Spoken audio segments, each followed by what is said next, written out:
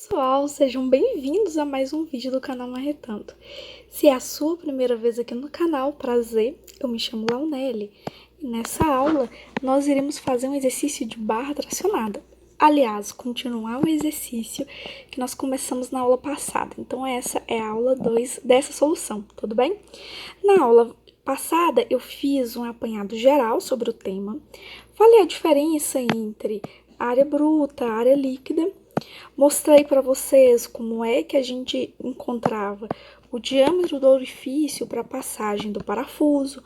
Mostrei também a fórmula da área líquida. E agora o que a gente vai fazer? Agora nós iremos fazer a solução desse exercício de fato. Mas antes, só para fazer um apanhado geral para vocês não ficarem perdidos, basicamente, quando a gente tem uma ligação tracionada como essa, o que nós queremos? Nós queremos saber o NTRD dessa ligação. Para quem tem dúvida, N quer dizer uma força, T tração, R resistente, D de cálculo. Então, basicamente, o que você quer encontrar é a força resistente de cálculo, a tração dessa ligação aqui, tudo bem? Para fazer isso, vocês vão ver que a gente vai ter duas formulazinhas, sendo que uma dessas fórmulas depende da área bruta da nossa seção e a outra fórmula depende da área líquida. Perfeito? Perfeito. Só que a grande dificuldade nesse tipo de exercício, como vocês já devem ter percebido, é basicamente encontrar essa área líquida. Depois que eu encontro a área líquida, fica tudo mais fácil. Nesse exercício aqui, como a gente está continuando ele da aula passada, nós temos uma dificuldade a mais. Porque o que acontece? Eu sei que está atuando 630 kN nessa ligação. E o que eu quero? Eu quero saber se essa ligação vai resistir ou não a esses 130 kN. Para isso, resistir ou não, desculpa, eu quero que essa ligação ela resista a esses 130 kN. Então, eu vou ter que definir a espessura das chapas, chapa 2 e chapa 1, que não foi dada, tudo bem? Então, basicamente, nós teríamos isso, tá bom? E aqui, só para finalizar, a nossa ligação seria mais ou menos assim. Eu tenho que ligar duas chapas, vamos imaginar duas chapas aqui. Eu quero ligar essas duas chapas, e aí, para ligar essas duas chapas, eles parafusaram uma chapa aqui em cima e uma chapa aqui embaixo, perfeito? Então, nosso exercício basicamente é isso. Nós temos essas duas chapas aqui em cima. E nós temos essas duas chapas aqui sendo ligadas. Perfeito? Perfeito. Para quem tem dificuldade, às vezes, de enxergar isso, só um exemplo aqui, por exemplo, eu tô unindo essa viga com essa viga. E olha aqui uma chapa. Aqui eu tô unindo essa viga com essa viga e aqui tem a chapa. Perfeito? Perfeito. Então, vamos lá, gente. A gente já falou demais, vamos para a solução. Então, qual que vai ser a primeira coisa que a gente vai fazer? Olha, nesse exercício, nós estamos trabalhando com parafusos cujo diâmetro do parafuso é 19 milímetros. Se eu tenho um parafuso de 19 milímetros, qual vai ser o orifício que deverá ser feito na chapa para a passagem desse parafuso? Esse orifício a gente vai chamar de D, o diâmetro dele, que vai ser basicamente o diâmetro do parafuso mais o 1/2. Por que a gente vai somar 1/2? Por conta da folga. A folga do parafuso. E depois você vai somar esses 2 milímetros. E por que você soma 2 milímetros? Porque esse furo ele vai ter irregularidades. E aí, para considerar essas irregularidades, eu somo 2. Então, basicamente, o diâmetro do furo que você vai fazer vai ser o diâmetro do parafuso mais 3,5. Fazendo isso, você vai encontrar que o diâmetro desse orifício vai ser 22,5 milímetros. Pronto. Então, agora, eu já defini o diâmetro do orifício. Qual é o próximo passo? O próximo passo vai ser a gente encontrar a área líquida. Perfeito? Perfeito. E como é que a gente vai fazer para encontrar essa área líquida? Quando a gente vai encontrar a área líquida, como eu disse na aula passada, o que a gente tem que imaginar? Temos que imaginar o seguinte. Primeira coisa, muito importante, vamos ver quantos parafusos a gente tem aqui na totalidade. Na totalidade, a gente tem, de um lado, 1, 2, 3, 4, 5, 6, 7, 8, 9, 10, 11. Então, temos 11 parafusos aqui, 11 parafusos aqui, sendo que na totalidade nós temos 22. E qual que é o primeiro erro que talvez você faça na sua prova? O primeiro erro que você talvez faça na prova, num exercício parecido com esse, caso caia para você, é o seguinte, é considerar esses 22 parafusos no nosso dimensionamento. Esse é o primeiro erro que muito aluno comete. Aí você deve estar se perguntando, mas por quê? Se tem 22 parafusos, eu tenho que considerar 22 parafusos. A grande questão é, desses 22 parafusos, quantos estão trabalhando de fato? Olha, por quê? Por que você está falando isso, Launelli? Vamos aqui. Você tem essa chapa aqui no meio, que vai até aqui, e tem essa outra chapa aqui que eu tô fazendo em azul. E elas vão ser ligadas com essas duas chapas aqui que eu tô fazendo em vermelho, que tá vindo daqui até aqui e tá vindo daqui até aqui. Perfeito. E aí, o que a gente fez para unir isso tudo? Para unir isso tudo, nós temos os parafusos. E aí vai ter parafuso aqui, aqui, aqui, aqui. Vai ter parafuso aqui, aqui, aqui e aqui. Então, você percebe que a gente tem esses dois grupos de parafusos. Agora, a grande pergunta que vai responder a nossa questão inicial. Eu tô aplicando uma força desse lado e tô aplicando uma força desse lado. E, bora ver. É a essa força aqui, que eu vou chamar de N, quantos parafusos estão resistindo? Estão resistindo 11, que seria daqui até aqui, que a gente tem 11 parafusos, ou seria os 22, que seria a totalidade? O que vocês acham? Olha, seria os 11, que seria todos esses 11 trabalham com a força desse lado e todos esses 11 trabalham com a força do outro lado. E por quê? É fácil você entender isso. Olha, eu tô puxando aqui e há um espaço aqui entre uma chapa e outra, elas não estão trabalhando juntas.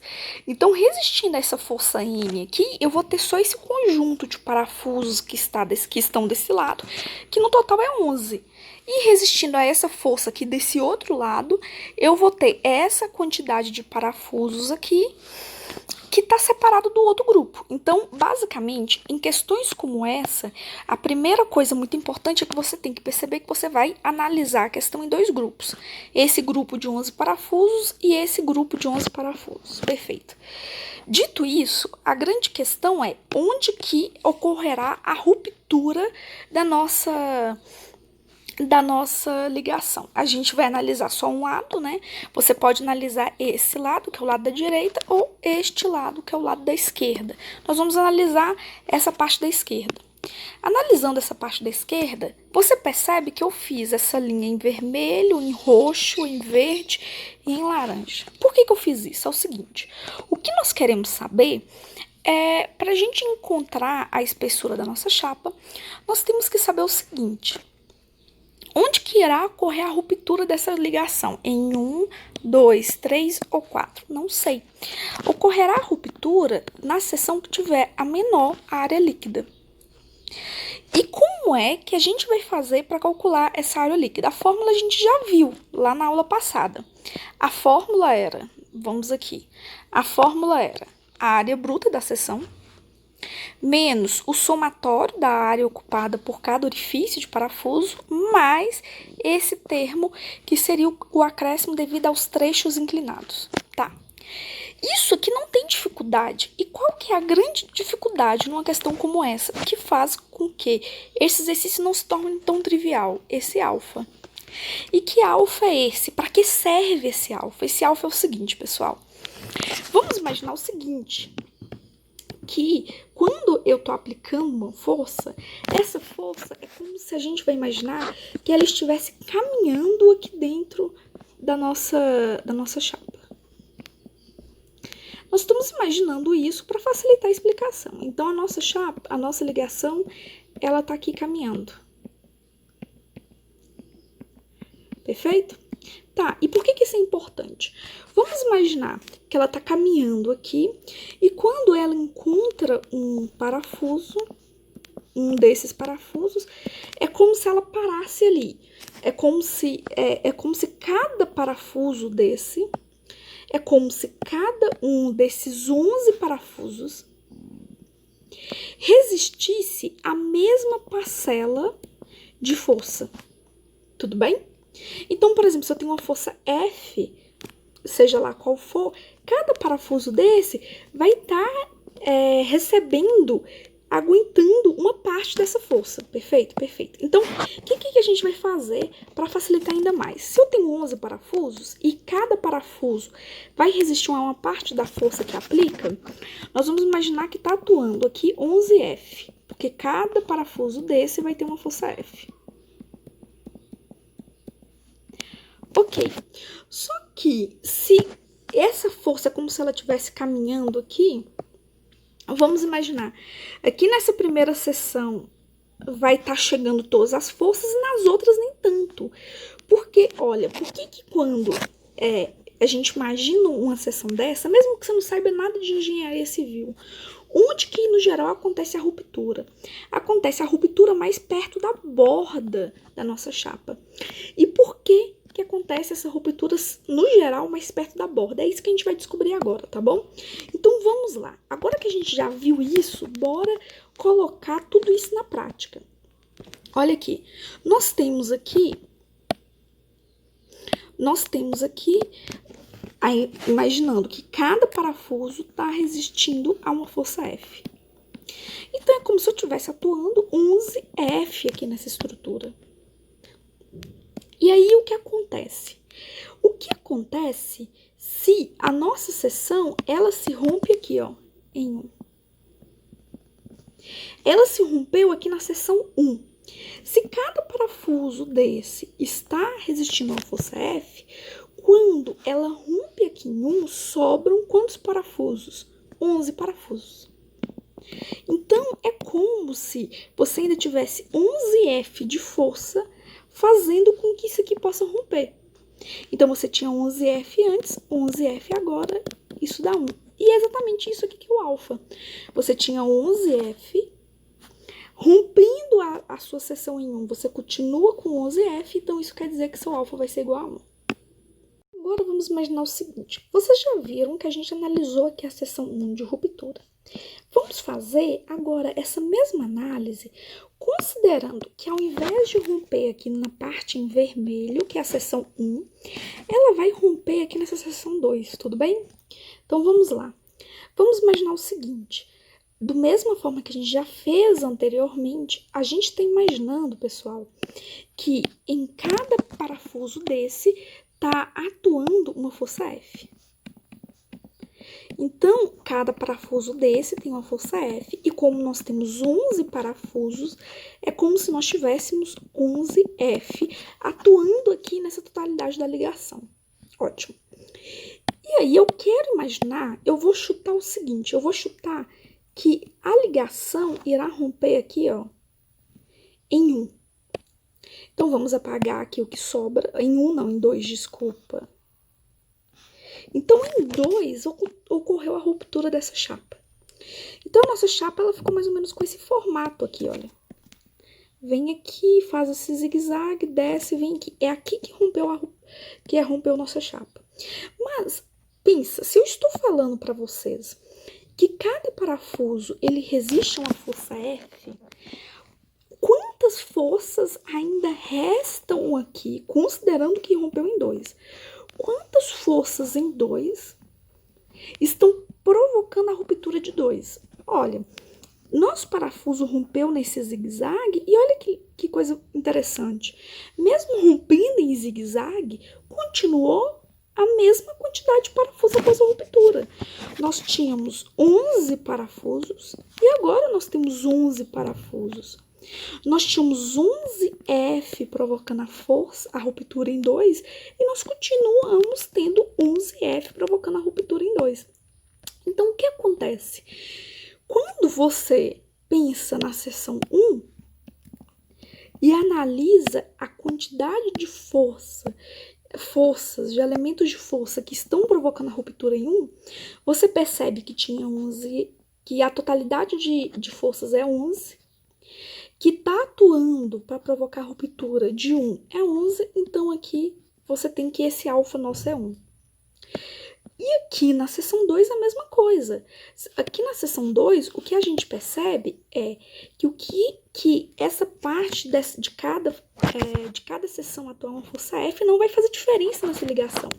Porque antes a gente tinha 11F, agora temos 11F provocando essa ruptura, então o alfa é 1. Então, esse alfa, que representa esse caminhar da força dentro da nossa seção, não fez grande diferença na seção 1 e 2. Vamos agora ver o que aconteceria aqui na seção 3. Então, vamos lá. Na seção 3, o caminho, o raciocínio, continua sendo o mesmo. Nós imaginamos que está aplicando uma força total, por exemplo, de 11F, sendo que cada parafusinho desse é como se ele estivesse resistindo a uma força F, a uma parcela dessa força total. E eu quero saber, devido a esse caminhar da força dentro da nossa chapa, onde que vai acontecer a ruptura. Então, o que a gente vai fazer? Vamos imaginar agora que a ruptura acontecerá aqui em 3. Ótimo. Então, se a ruptura aconteceu em 3, eu posso apagar tudo que sobrou depois do 3. Inclusive esses 2 parafusos aqui. Pronto. Então, olha. Quantas forças agora, pessoal, estão provocando a ruptura aqui de 3? Quantas forças sobraram?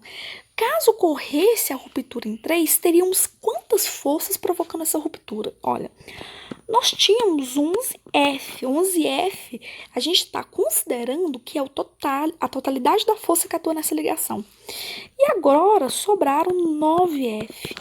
Então, é como se o nosso alfa, que considera esse caminhar da força, está indicando que das 11 forças que atuam, em 3 só vai estar provocando 9 a ruptura disso. Então, o nosso alfa aqui em 3 vai ser 11 sobre 9. Perfeito? Perfeito. Então, pensa, olha, se aqui em 2 e em 1 existem 11F querendo provocar a ruptura. Já em 3, você já percebe que tem uma quantidade menor de força querendo provocar essa ruptura. E é isso que o alfa considera. Logo, em 1 e 2 vai ter uma probabilidade maior de romper. Se fôssemos olhar aqui o 4, que eu não fiz o desenho, o que aconteceria? Deixa eu ver, não coloquei o de 4 mesmo, não. O que aconteceria se eu fosse analisar aqui o 4? Aqui o 4 tá aqui no desenho, mas a probabilidade de acontecer alguma ruptura em 4 é basicamente nula. Porque a nossa ruptura aconteceria aqui.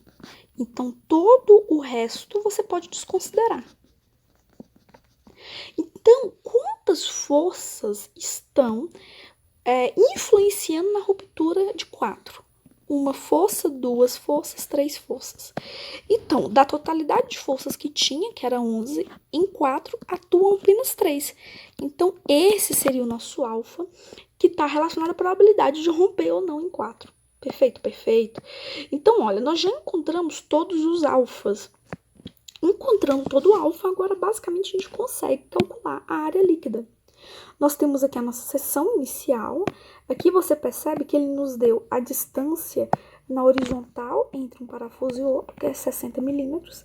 E também nos deu a distância na vertical entre um parafuso e outro, que é 80 milímetros. Nós temos aqui chapa 2, que é a chapa de cima. Nós temos aqui a outra chapa 2, que é a chapa de baixo. E a chapa 1, que é essa chapa do meio que está sendo ligada. Então tá. Então, vamos agora, que a gente já encontrou o alfa, fazer o cálculo da área líquida. Nós já calculamos lá atrás que o diâmetro do orifício para passagem do parafuso tem que ser 22,5 milímetros, que é igual a 2,25 centímetros. Ótimo. E nós já fizemos o cálculo de todos os alfa. Então, vamos fazer a análise da área líquida de seção por seção. Então, vamos primeiro começar com a seção 1, imaginando o que aconteceria a ruptura na seção 1. Então, vamos lá. A primeira coisa aqui nós temos o primeiro termo que a gente tem que considerar é a área bruta. A área bruta, gente, é a área da nossa seção aqui de lado, sem considerar a redução de seção, sem considerar nenhuma redução de seção devido ao orifício para parafuso. Então, olha, se isso aqui, a gente sabe que isso aqui tudo tem 25 centímetros ou 250 milímetros. Mas nós não sabemos a espessura da nossa chapa. Então, nós vamos chamar a espessura de nossa chapa de T1. Então, obviamente, isso aqui, a área bruta disso é 25, que é essa totalidade aqui dessa dimensão, vezes a espessura, que é T1. Então, olha, nós temos aqui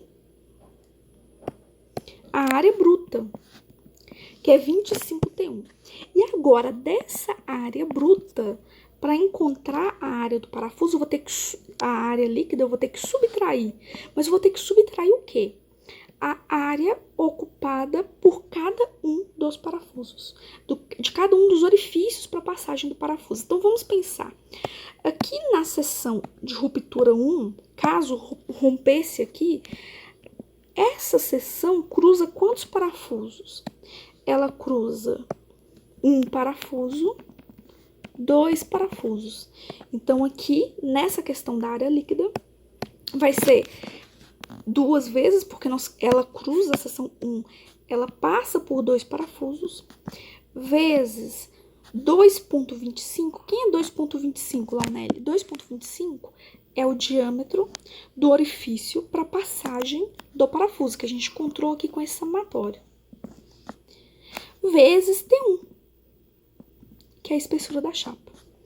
Então, essa é a área ocupada por cada um desses orifícios. É mais ou menos como se fosse assim. Eu tenho aqui a minha chapa, eu tenho aqui a abertura para a passagem de cada um dos parafusos, sendo que essa abertura aqui possui um diâmetro de 2,25 e a espessura disso aqui é T1.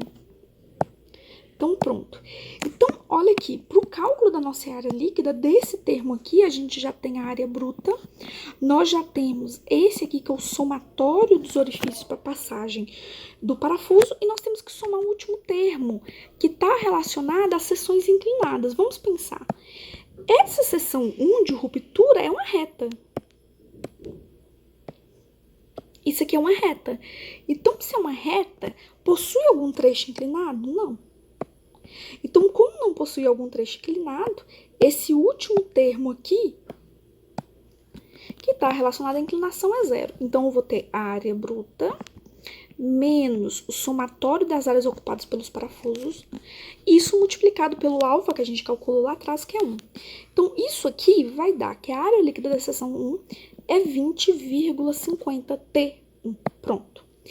Nós já fizemos a análise da seção 1, nós vamos agora para a seção 2, que o processo vai ser o mesmo. Basicamente, a primeira coisa que a gente vai analisar é a seção 2, ela corta quantos parafusos? A seção 2, ela corta um parafuso, 2 parafusos, 3 parafusos.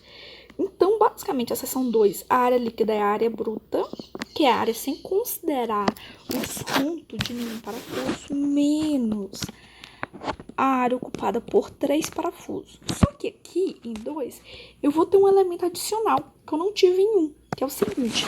Nós temos esse trecho inclinado e esse trecho inclinado.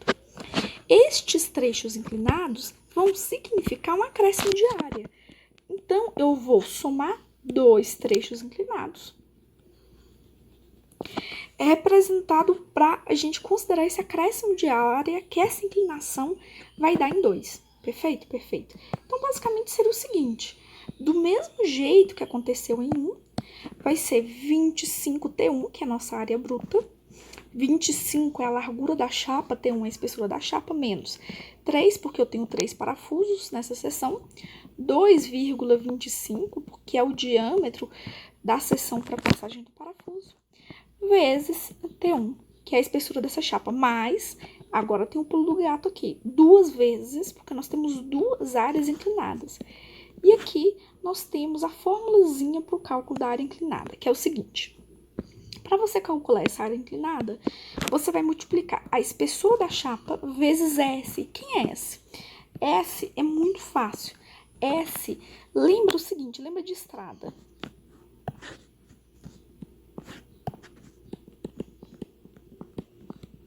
Então, nosso S é a distância na horizontal, dividido por 4G. 4G é a distância entre um parafuso e outro na vertical. Caso você queira gravar, eu ensinava meus alunos para ele gravar lembrando de gravidade. Gravidade sempre está na vertical, então G é a distância na vertical. Estrada sempre está na horizontal, então estrada é a distância na horizontal. Então, essa era a marreta que eu ensinava para os alunos. Então, olhando aqui esses parafusos, nós temos que a distância, deixa eu colocar em vermelho, que a distância na horizontal entre um parafuso e outro é 60 milímetros, que é igual a 6 centímetros, e a distância na vertical entre um parafuso e outro é 80 milímetros, que é a mesma coisa de 8 centímetros. Então, eu vou basicamente, pessoal, agora substituir isso aqui. Vai ficar 2 vezes, porque eu tenho 2 seções inclinadas. T1, que é a espessura da chapa, 6, que é a distância na horizontal, dividido por 4, que está na fórmula, vezes 8, que é a distância entre um parafuso e outro na vertical. Fazendo essa continha, você vai encontrar 18,62 T1, que multiplica T1. Outra coisa importante é esse alfa aqui, que nós já havíamos calculado. E nós já percebemos que não vai ser necessário fazer redução da resistência da seção devido a forma como ao esforço, né, as forças se distribuem na chapa. Então, nós já fizemos aqui o cálculo para a área líquida de 2, falta só de 3. De 3, no início dessa aula, nós havíamos calculado que o alfa é 11 sobre 9. Então, nós já temos aqui o alfa igual a 11 sobre 9. Isso vai ser igual a quê? A área bruta, que é 25, menos a quantidade de parafusos que a seção 3 cruza, mais quantas seções inclinadas tem. Então, vamos ver aqui. Nós temos quantas seções inclinadas em 3? Nenhum, porque é uma linha reta. Então, não vai ter o termo relacionado à inclinação. E a seção 3 corta quantos parafusos? 3. Então, pessoal, fazendo essa continha aqui, você vai encontrar que a área líquida de 3 é 22,30. Então, olha, nós temos na seção 1 uma área líquida de 20,5. Nós temos na seção 2 uma área líquida de 18,62. E nós temos na seção 3 uma área líquida de 22,30. Então, onde que irá romper essa seção? Vai romper em 2. Porque é a menor área líquida. Então, olha que legal. A gente já sabe que essa ligação, se ela for romper aqui nessas seções líquidas, ela vai romper aqui, ó, em 2. Ela vai romper em 2. Então, a nossa área líquida aqui vai ser igual a 18,62. Então, pronto. Vocês aprenderam agora como fazer o cálculo da área líquida. Agora, basicamente, o que a gente vai fazer vai ser substituir isso aqui na equação e encontrar o NTRD. Olha aqui, lá na página 37 do livro de vocês, vocês têm essas duas fórmulas aqui para cálculo da resistência da ligação. A primeira fórmula é a área bruta vezes o FY, que é a tensão de escoamento, dividido pelo γ1.